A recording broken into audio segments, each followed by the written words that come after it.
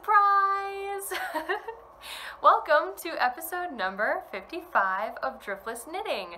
I was not going to have an episode this week, as you guys know if you watched last week's episode, but things have changed, and so I am here this week and filming an episode. My name is Jennifer. You can find me on Instagram and Ravelry as Driftless Knitter, and you can find the podcast on Ravelry if you search for Driftless Knitting under the Groups tab. And this is, of course, a podcast all about knitting, about crafting, about, I do some spinning sometimes. I used to do some spinning. I've started dabbling in cross stitch, so it's just all about kind of what I am doing right now in my crafty life. I'm coming to you from Cross Plains, Wisconsin. I almost said Minnesota. Not anymore. Cross Plains, Wisconsin, which is outside Madison, and it is a very cold, snowy day today. It is Monday, the 6th, the 5th, it's the 5th today, I believe, of February, and I am home. I am back home. I originally was supposed to be visiting a friend today.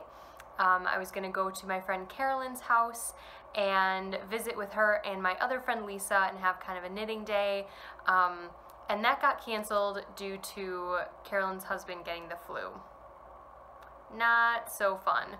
So we decided not to go through with that, which is understandable, and instead I am back home. We were also, my fiance and I were also at his parents' farm this weekend, and I drove back from there this morning. It was a bit of a crazy morning because my car wouldn't start. We got quite a bit of snow on Saturday over the weekend, and then the temperatures like plummeted. So last night it got down to like -20 degrees Fahrenheit. Today, right now, it's 11 degrees Fahrenheit without the wind chill, and with the wind chill it's supposed to feel like about -15 or 20. This morning when Seaver's dad and I were trying to get my car started, it was probably about -25. It was chilly, and it was just because the battery was cold. I probably need a new battery coming up soon. My car is quite old. It is a 2004 and it's 2018, so that means it's 14 years old, and yeah, we know that I'm gonna have to get a car soon, a new one, but trying to put that off as you know, as much as possible. So we just had to charge the battery up, and the engine also flooded because we were trying to start it so many times, so then we had to let that kind of settle down, and it was definitely not how I expected to spend my morning, but thankfully, oh my gosh, thank God that Seaver's dad was there. Seaver was at work. He worked, you know, he works on Monday mornings, so he was already gone, and Seaver's dad is a farmer, so he works at home. They live on the farm, so he was able to help me get it going, and it did. Oh, and I heard it start. It was like the best sound in the entire world, because I was thinking we were gonna have to get it towed and get it fixed there, and I was gonna have to stay and miss work tomorrow, or you know, whatever, but I don't, so yay. I also apologize for my state of dress today. I wasn't sure if I was going to do a podcast, even though I was home, and you know, plans got canceled. I just didn't feel like super prepared, obviously, like mentally prepared to do a podcast because I wasn't planning on it. And also, like, I just didn't feel like getting ready. Like, filming a podcast, it's not just like setting up your camera and pressing play. Although today it kind of was. You know, you have to think about what you're gonna say, you have to get all your projects together, you kind of want to like dress nicely, you want to put a little makeup on, make sure your hair looks nice, all that sort of thing. I'm putting myself, me and every other podcaster out there, we're putting ourselves out on this very, very public platform, and you always want to put your best self out there, of course, but sometimes you just don't feel like it. You don't feel like picking out a cute shirt, especially on your day off, picking out a cute outfit or something, you know, doing your hair, putting on makeup, I just didn't really feel like it. So it was between not filming because of that or just filming how I was in my Harry Potter sweatshirt and leggings with my hair in a ponytail. And I figured because I had quite a bit to talk about, and because hopefully you guys don't mind that I don't have mascara on and lipstick and all that sort of thing, that it would be okay if I sort of just came out here al naturel. And yeah, hopefully that's not why we watch podcasts. We watch podcasts because we enjoy the podcaster's personality and what they have to say, and not necessarily because, you know, they look perfect. So that is my truth, and that is why I don't have anything special going on today. So I thought to start out, I would get a little bit of administration out of the way, and that is to announce the prize winner for the first snow cal, which I hosted from the middle of November until the end of January. I did close that thread on the Ravelry group on February 1st. We had 64 entries, I believe, and some were mine. I did participate. And actually today, when I was picking a number from that thread, the first one I picked was post 40, which was one of mine. So I did have to repick.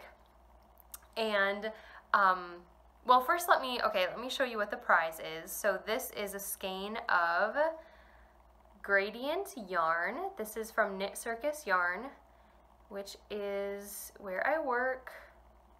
And this is the Winter Wonderland colorway. I just love this colorway, and I thought it was pretty perfect for the first snow cal, because that's what we were celebrating. We were celebrating winter and yeah, and everything that kind of comes along with it. So yeah, so this is the prize, and I picked the winner, and the winner was post number 57, which is Vicky. V Shaw 7, I think, is your Ravelry name. So if you could get in touch with me if you see this before I get in touch with you, I'll probably like wait a week or so, and if you don't message me, I will I'll message you on Ravelry. So thank you everybody for participating. We had so many fun entries. Vicky herself did a few projects during the cal. Whips were allowed and everything, so you know, she was able to, I think, did you finish a sweater, Vicky? I think so, and maybe a pair of mittens. I'm trying to remember, because people posted multiple projects, so it's kind of hard to keep track. But yeah, it was really fun to see everybody commenting on each other's things, and you know, yeah, that's always a really good time. So thank you so much for participating, and I will get your prize out to you very soon. Yay! So now let's get into some works in progress. I have been knitting quite a bit this week, and I'm pretty happy with everything I've gotten done. The first thing I'll show you, sorry, I'm digging around in my bag here, is my Advent knit, which I did start the beginning of December. And just wasn't able to keep up with that just due to Christmas and knitting other projects. But this is the Mountain of Minis wrap by Sam Troia of Bumblebee Acres. And this is also a Bumblebee Acres Advent calendar. So I got the Happy Christmas Harry Potter Advent calendar from them. And so all of these minis are Harry Potter themed, which is just so much fun. And I did a little bit of work on it. Not too much, but I did make a little bit of progress. So this, I only did like one section and a tiny bit of another, but this right here is the newest color to be added. And that color is called I'll Await Your Owl. And I just love all the beautiful neutrals in there, grays and browns on that white frosty background. I think it's gorgeous. And I did start the next color, and this one is Mrs. Norris. So we've got, I just think of like the color of a cat's eyes, the big yellow luminant eye. Luminant? Is that a word? Luminous? Luminous! That's a word. I know that one for sure. That she's described of having in the books. So we've got that like yellowy green color in there, and then some grays and dark browns as well. She's a tabby cat, so that makes sense. Let me show it. Oh, that's the wrong one. Let me show it to you in the ball. So there we go. And then the next one to come after this, I do have that one balled up as well, and that is Rowena Ravenclaw. So we've got the golds and the blues. So pretty. So my sister saw this wrap and saw the yarn, and well, no, she's a Hufflepuff, but for a really long time she thought she was a Ravenclaw. This was before like Pottermore. And so she has like a Ravenclaw scarf and everything.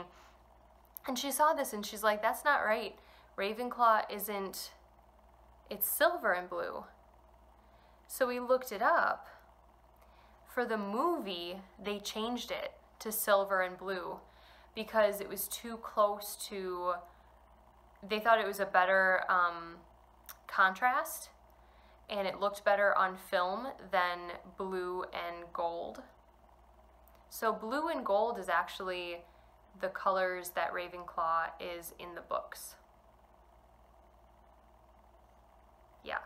And I'm kind of a stickler for staying true to, like, if obviously the book comes first, which it usually does. I can't think of an example when the movie came first. I don't think that's a thing. You know, the book comes first.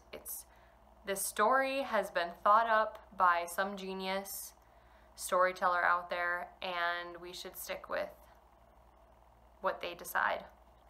So this is Ravenclaw right there. Love it. Love it, love it, love it. I can't wait to see how that one turns out. And then after that, I'm not sure what comes next. I've still got like quite a few minis in here, which is really exciting. And I'm really glad that I picked this up again this past week and knit on it, because that's kind of my goal. Those of you who have watched the last few episodes, it's just my goal to knit 1 or 2 sections of it every week. Some weeks I'm better at it than others, but that way I just eventually will get it done and it won't be sitting in the bag until next Christmas, which is my fear. My fear is that it will just be a languishing whip. And that would be very, very sad, because it is so cool looking. Oh my gosh. And I think I could still tell you what all of these colors are. I won't right now because that would take a really long time. Maybe when I finish it, I'll go back through all the colors, because they are just so cool. And I'm knitting a little bit extra on each color. I'm just using up the whole ball. And instead of doing, I think she has you do 2 repeats for each colorway of this pattern. It's like an 8-row pattern. And I'm doing 3 repeats. So I'm doing an extra repeat for every single color, and that's adding quite a bit of length and time, actually. I was thinking I would probably be done already, because yeah, just the amount of time it takes to do like that 1 extra repeat, which, you know, it's not super significant in the moment, but when you add it up, it's probably, you know, a good 15-20 minutes, half hour for each repeat, and I could have, you know, gone on to the next color. But that's okay, because it's going to be really big and snuggly, and I'm just going to be able to wrap it around me like 20 times. It's going to be Fantastic. Okay, now that that project is out of the way,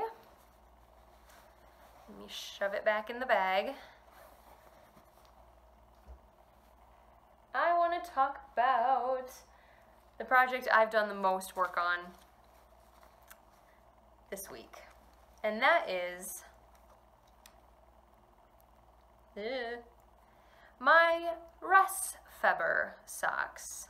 Again, probably not saying that right, but I do my best. This is a pattern by Mina Phillip of the Knitting Expat podcast and Knitting Expat Designs, and it's part of her Wanderlust collection, sock collection for 2018. So, I am happy to say that I have a hop. Yay! Look at that! Oh my gosh! Wow. Actually, the lighting is pretty good today, surprisingly, since it's snowy and cloudy out. But this is showing up really true to color. So this is the first one, and then I have quite a bit done already. Oh, my yarn and my needles are, my cable. Quite a bit done on the second one. I'm already done with the heel, and I'm now onto the leg of the sock. So yeah, so last week, I can't remember how far I was last week, but I just like cranked these out. I feel like last Monday, that's what I knit on the most. And then, oh yeah, because I podcasted on Saturday. That's right, yeah. So Sunday and Monday, I knit a lot on these, and then I worked Monday, Tuesday, Wednesday, and then I had Thursday off. So I had been knitting on these quite a bit during the week, and then Thursday I had the whole day off. Oh, the puppy next door is whining. Oh, it makes me so sad. Because he's lonely. Oh, okay, sorry. I'm such a sap. Such a sap. I'm the type of person that cries during like Folgers commercials and like the Budweiser commercials with the horse and the dog. Oh my gosh. And then there's a dog next door whining because it's lonely. And I do know Seaver has talked to our neighbor a few times. It's a young guy and who's in school. And it's a rescue dog. He rescued it from the shelter, so I think, because Seaver mentioned, you know, like, we're not angry or anything, but just so you know, like, your dog whines a lot during the day. Is there anything, like, you can do to, you know, because if you're not home, you don't know how your dog is acting, unless it, like, tears apart the house. And I think they, like, do it like a kennel or something in the apartment. But, so he just kind of let him know, and the guy, our neighbor, was like, yeah, he's a rescue. I got him a couple years ago, and he still has trouble when I leave. So, you know, so that's totally understandable, and I'm not complaining at all. I just feel really bad when I hear it whining, and I can't really do anything to help it. Anyway, I forget what I was saying before that. Oh yeah, Thursday. Okay, so because I had to work on Monday, I got Thursday off because I work Saturdays. So last week I only had one day off, and then oh, my phone is telling me it's going to die. Okay, so then they gave me Thursday off kind of to make up for that. So I was home all day, and it was lovely, and I had just a nice long crafting day. Oh my gosh, it was so nice. And I knit and finished the rest of the sock. I was probably like halfway through the purple, and then I just had to finish the leg, do the cuff, and yeah, and it's done. So this is a yarn by Knit Circus. Can you sense a theme? And this is the Gone Glamping colorway, and they do these awesome things called matching sock sets. So they have like half of they split up the skein, so it's 50 grams. Actually, this isn't, it's not 50 grams, no. It's 75 grams total, right? Yes. Because sorry, we do offer different sizes. So if you want a large sock set, if you're going to use if you usually use almost the whole skein of sock yarn, 400 yards, then you'd want a large one. So it's 50 grams per ball, which is 100 grams total, 400 yards total. So I never use the whole skein of sock yarn. And I, of course, want to complete the gradient. I want to get to, you know, this last purple color. I don't want to end it in the blue, which is what I would probably do if I had a whole, you know, 50 gram for one sock. So it's just too much yarn. So I do the medium set, which is 75 grams total, and I believe it's 150 yards per ball. So it's 300 yards total instead of 400 yards total. So that worked out really, really well for my size. I'm about a 7.5, and I don't like my socks super long. This is probably longer than I usually knit them, but this is good. I had a little bit left over. I just didn't feel like making the cuff any longer, so I figured it was fine because I had already gotten to that dark purple, and that's the last color in the gradient, so I was okay ending a little bit sooner. And I think because I'll do the same thing on the next one because I want them to match. I'll have 2 little balls of this, and I can actually put it in my Cozy Memories blanket, which will be nice, even though, you know, obviously it's not representative of the whole pair of socks. It'll still be kind of a cool reminder of this is my first Knit Circus sock set that I'm knitting. So that's really exciting. And actually I think the pattern shows up better here. I think I don't have it quite even on the sock blocker, but this is just this really cool textured stitch pattern. It's like a version of a broken rib kind of, but I won't talk too much about it because it is a paid for pattern. And I did the fish lips kiss heel and just a wedge toe. I think that's what they call it, a wedge toe. Is that even in? Yep, there we go. Yeah, so I got that done, and then last night was the Super Bowl, and we watched it at Seaver's parents' house. I was definitely rooting for the Eagles, Philadelphia Eagles, and they won, and it was such a good game. Such a good game. I actually really love sports, and I think it's kind of funny because I think I know that there's other crafters, knitters out there that do enjoy sports and sporting events and things, but I honestly feel like we're kind of the minority, and I don't know why that is. I don't know if it's because we're mostly women, and women don't traditionally like sports as much as guys, which I don't like those type of stereotypes, but it's kind of true. And I don't know if that's because most of us identify as artists and creative people, and maybe most creative people they're not also athletic, but I also think that that's kind of a stereotype. So I really don't know why it is that the majority of knitters, or those that I've met, aren't really sports people. I am definitely a sports person. I am a baseball fanatic. I love baseball. I love watching baseball. I love learning about the history of baseball. I love going to baseball games. I love playing baseball. I love playing catch.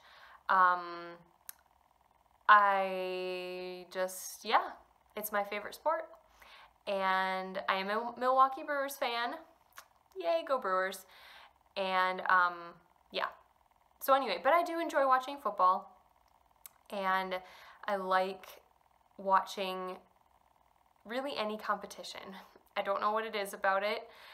I will watch golf matches, tennis matches, even if I don't know who's playing. or really all the rules, I will watch it. I am so looking forward to the Olympics because it's like at any point in the day you can turn the TV on and there will be something like a match on. Or I guess in the Winter Olympics it's not as much like matches as it is, I don't even know what you would say, like legit performances, I suppose. Because a lot of times I feel like more so in the Winter Olympics it's very much like an individual competing and doing like a performance, like ice skating or snowboarding, skiing. You know, you're kind of, it's one-on-one. You're not like out there like duking it out with somebody like you are with like sand volleyball or, you know, something like that. Although I guess Summer Olympics have their, like gymnastics, you know, you are competing, but it's more like comparing a performance rather than getting out there and beating someone. So yeah, I'm really looking forward to the Winter Olympics, which start this Thursday. Woohoo! So excited. Yeah, so I guess this all started with me talking about the Super Bowl. We watched the Super Bowl and I was rooting for the Eagles because they were the underdogs, and the Patriots have won way too many times. And yeah, I will not get into that because I was getting so frustrated last night with all the talk about Tom Brady, who's the quarterback of the Patriots, and they just talk about him like he's like a demigod. And even when it was kind of obvious that the Patriots were gonna lose, the announcers just kept like, oh, I don't know, he could pull it off. He could, I don't know, like, we haven't seen the last of him. And I'm just like, give it up. Like, why can't you just admit that this perfect player just didn't live up to, you know, what you thought he was gonna do? Like, it just happened. So get over it. Sorry. That was a tangent and a rant. But it's just frustrating to me when announcers can't be unbiased, and you can obviously tell who they think should win or who they personally are maybe rooting for, even if they don't realize it necessarily. It really gets on my nerves. So anyway, we were watching the Super Bowl last night, having fun, and I was knitting on my sock, and I put my progress keeper on where I started last night at the beginning of the Super Bowl. And that's a Pancakes progress keeper by the Gnome Knitter, and it keeps flipping, sorry, my stack of pancakes. And yeah, so I put it where I was at the beginning of the game, and I knit my little fingers off. And I guess it started at 5:30 and it ended about 9 o'clock. So 4.5 hours, like that's, you know, that's a pretty decent stretch of time. And I did get all the way up to a few rows past the heel. I did do like 2 or 3 rows this morning while I was waiting for my car battery to charge. So yeah, I was maybe like 2 or 3 rows past the heel. But I was super happy with that. I did knit probably, at one point my fingers were getting a little cramped, and I maybe should have stopped, but I kept going a little bit longer. And then I did stop. Like in the 4th quarter, there was like a few minutes left and I sort of put it down. It was very exciting at this point. You know, it was a very, very close game, a very good game, and so I did put it down for a little while and kind of stretched my fingers out and gave myself a break, and then I picked it back up and knit a little bit more, but I had already gotten past the heel and everything at that point. So yeah, I was really happy to get a really, really big chunk of this sock done. It was very exciting to me. And yeah, so I'm in the blue of the gradient, and then I have the light purple and the dark purple still to go. So I do really like knitting with like self-changing yarn. This isn't really self-striping yarn, but it kind of has the same feeling towards it. You just can't wait to get to the next color. Although I feel like self-striping yarn would be even more addictive because the color changes happen so much faster that you would just, you know, talk yourself into doing 5 more rows, getting to that color. Okay, I'm gonna do, you know, whereas this, there is a bit of a chunk, you know, before you're gonna get to the next color, but it's still really, really fun to watch it change, and I have been really enjoying knitting these. And I did get the February pattern from Mina's other sock club, and I haven't started that yet. I'm not sure if I'm going to knit that one. It doesn't have any sort of texture or anything on the foot.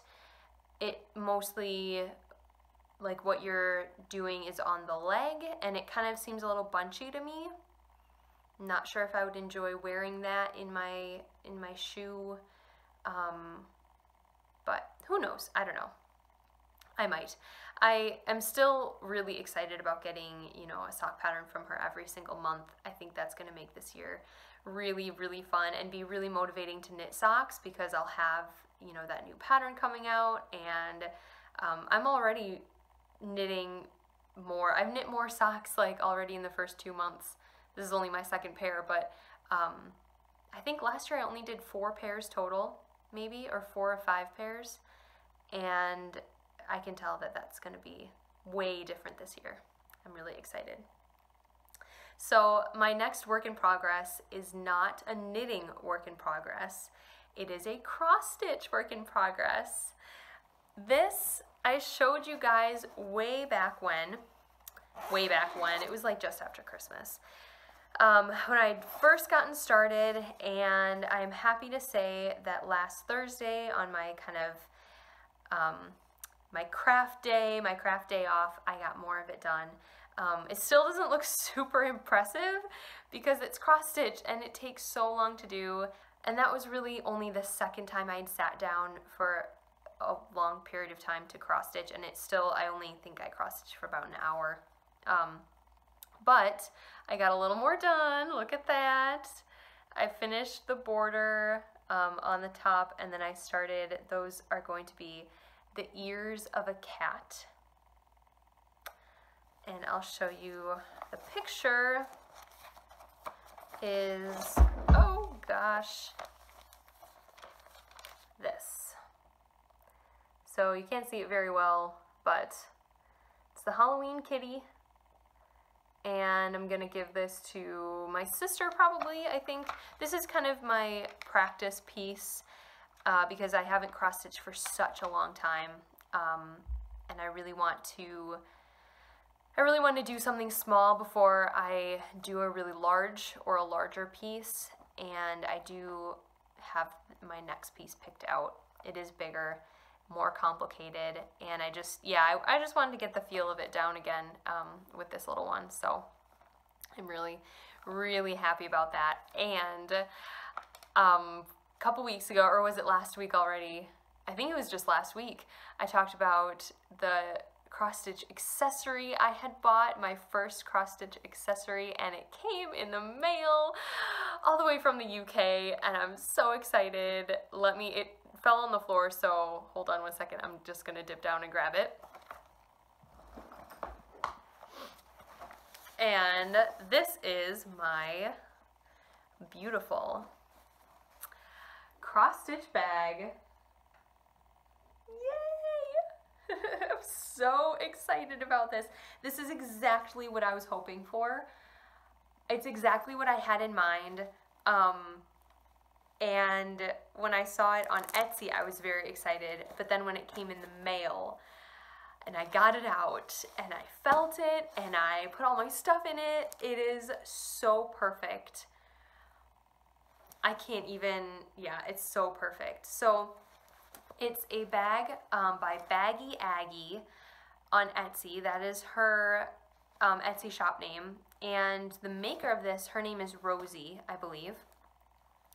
And it's got, it's totally quilted, so you can see there, totally quilted. It's got this beautiful like piping along the sides.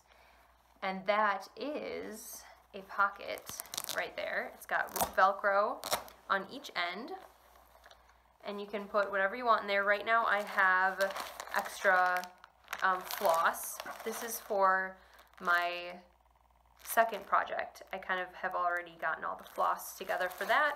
And then this is just some extra that my Oma gave me when she kind of set me up for starting cross stitch again for Christmas. She gave me some floss and that magazine that I'm doing my project out of, and then also my plastic case where all my little bobbins of floss will go. So it's really got a nice wide square bottom, or not square, but like flat bottom. It's got some, I don't know, it's, yeah, maybe it is plastic. Yeah, that's probably plastic. It's got a, you know, nice plastic bottom, so it's hard. You can hear that. It opens fairly widely. I mean, it doesn't really expand, like that's all it expands to, of course, but I can still see everything in there. It's got these nice wood dowels as a handle, and they are totally encased in there, so there's no way that they can come out, which is nice. They can't like slip out the end or something. And it's just the craftsmanship on this is, I love it. And it was, she should charge more for these.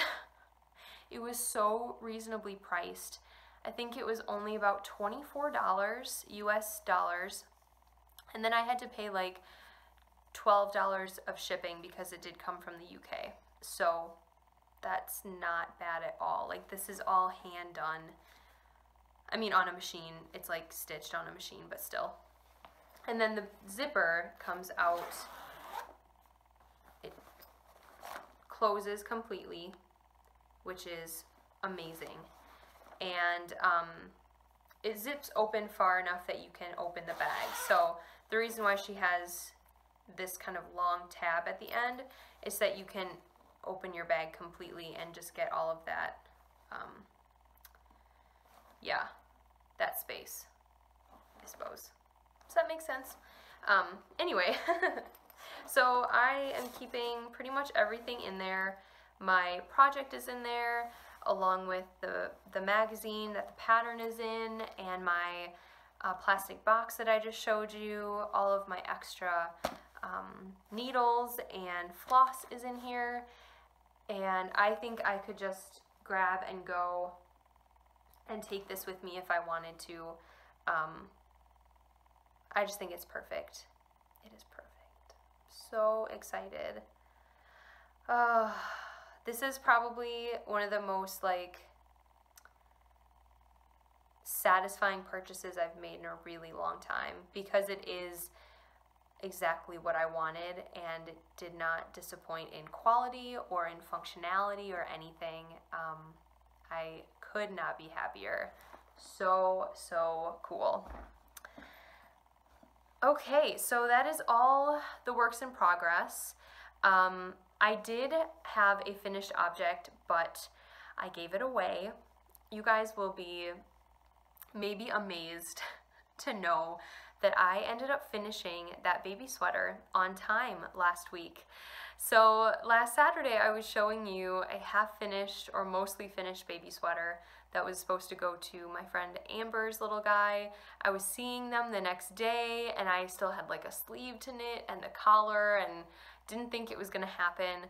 But that night I just buckled down, I finished it, I knit the collar. I stayed up till like, I think I was blocking it, like soaking it and rolling it out on a towel at maybe 11:30. So I did, you know, I stayed up a little late to finish it, but that wasn't too bad. And I actually did, using my blow dryer and blow drying it the next morning so that it wouldn't be brought to her like soaking wet. And I did blow dry it a little bit to try and get some of the dampness out. I felt so silly. I had it laying on the bathroom counter, and I was like yeah, I felt like I was grooming a dog or something. It was kind of funny, but I did take a little bit of video of that, and then I did take some pictures of the sweater, so I'll put those in here.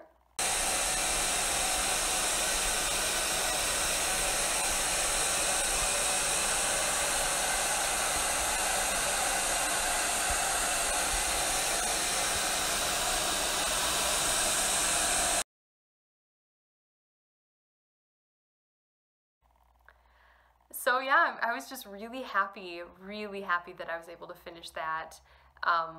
Kind of surprised, but pleasantly surprised. And I gave it to her, and she really liked it. We obviously didn't try it on him because it was still damp, but it was fun to give her a sweater for baby Isaiah. And then Elizabeth's little girl Melanie, also the blue sweater in Madelinetosh, I showed that probably a month or so ago on here. The tiny tea leaves out of Madelinetosh button jar blue, and that went over really well with her. She was carrying it around with her in the living room, and she had it like, at one point she like draped it. She's only about 1.5 years, so she draped it around her neck like almost like a shawl, and she was just like holding onto it while she was like walking around.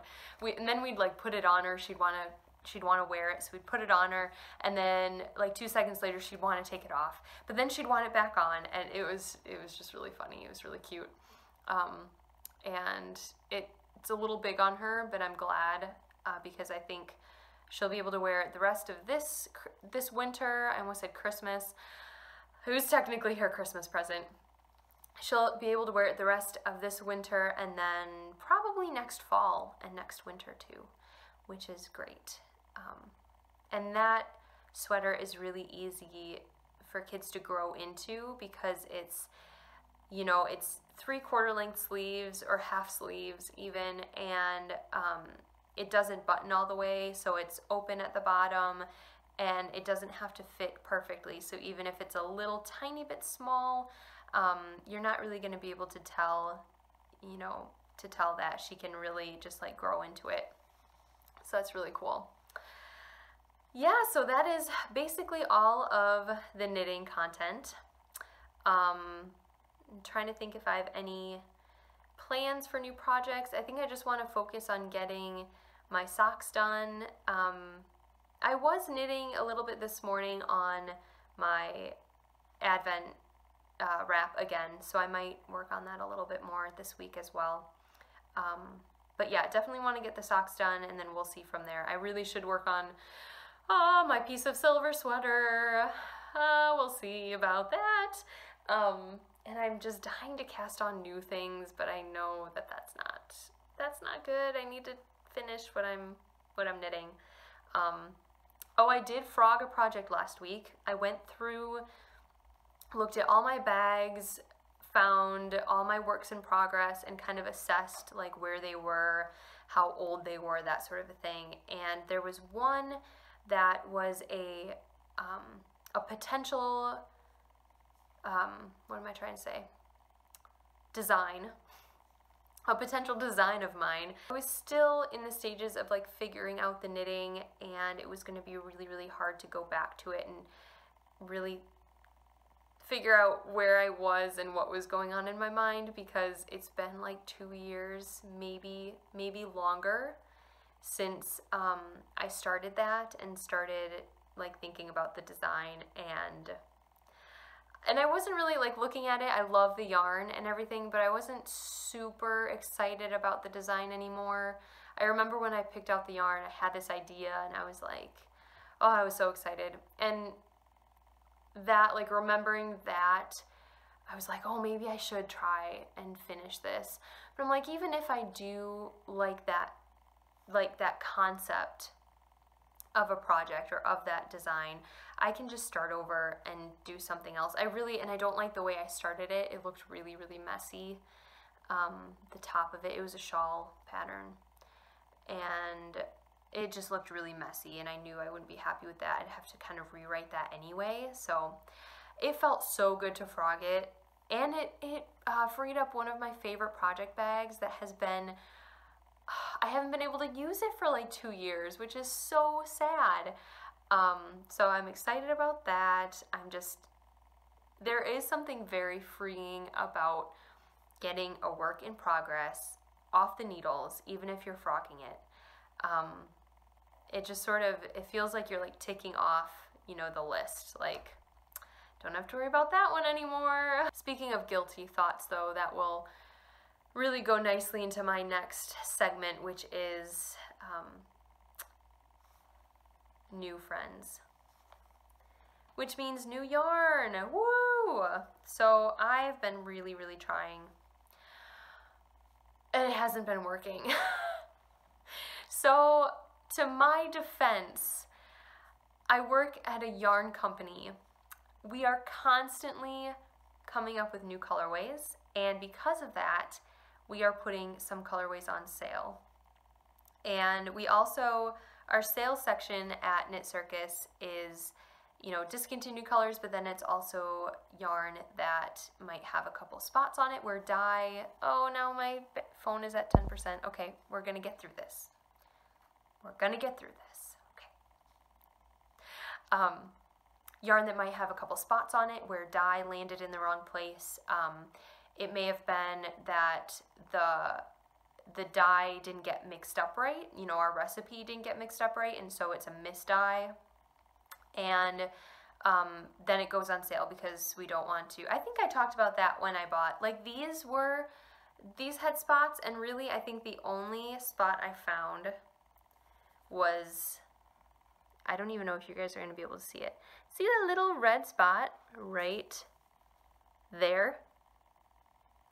That's the only spot I have found so far in this yarn. So because of that, we didn't want to sell it for full price because we don't want people to get angry with us, and we don't exactly know how bad it's going to look when they're knit up. So we put them on sale. And sometimes it's as little as that, and then you get this beautiful yarn on sale. So, but these that I got this week are, this one is a discontinued color, and the other one is a prototype. So this is a color called the Bee's Knees, and yes, it really is that pretty. I think it's beautiful. It's got this beautiful ochre color in there, the pink and the green on the outside, and in the middle, let me just, because I was comparing a couple different skeins, so I sort of like took this chunk out of the middle. It's got this brown and this really beautiful rose pink color. So this one is going to gradient, it's going to change color. But it does it in a way that's more like speckly, pixelated. I kind of describe it as that because it does look, it looks very pixely, and I can't really get another good chunk out of here for you without completely destroying the skein or the cake of yarn, which I don't want to do. But yeah, this is the Bee's Knees. It's a discontinued colorway, and I knew I had to get a skein of it for myself before they're all gone. So I had no choice whatsoever. I am not responsible. And this, actually, fun fact, this is the colorway that Nicole of Hue Loco bought when she was visiting Knit Circus. So that's pretty cool. The second one I bought is a prototype, which means that they're testing out colors and trying to create this new colorway, and they, you know, the dyers sort of do it a couple of times to figure out the way they like it, and the ones that they don't necessarily want to be the final product, we put on sale and sell as a prototype. And also, even if it does turn out the way they want it to, a lot of times we test these colors out on like seconds. So they might be the end of a cone, so they might have like a little bit of knots, a couple knots in them. It might be a little underweight, so not 100 grams total. So we still, you know, it's beautiful yarn. We don't want to just throw it away, so we just sell it on sale. And I am a sucker for prototypes. I think it's so fun to see new colors, to see the evolution of an idea for a colorway. And I have I have one other prototype in like a 50-gram skein that I just like. I don't know, I think it's a really cool thing. So this colorway has not come out yet, like the final product of it, but this is a purple, a pink, and yellow skein of yarn, and it's going to be one of our impressionists, so kind of like this. This is an impressionist. That's what we call like the pixelated, the speckly gradients. But this one I think is going to be a lot more just variegated.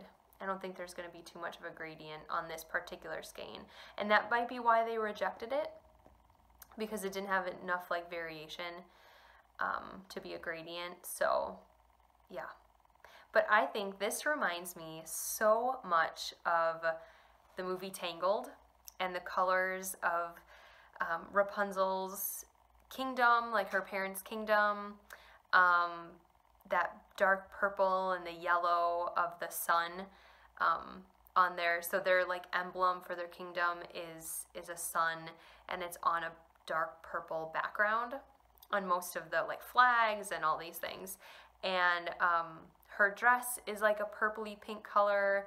Her hair is obviously golden yellow for most of the movie. Spoiler. Come on, people. If you haven't seen Tangled, go see it.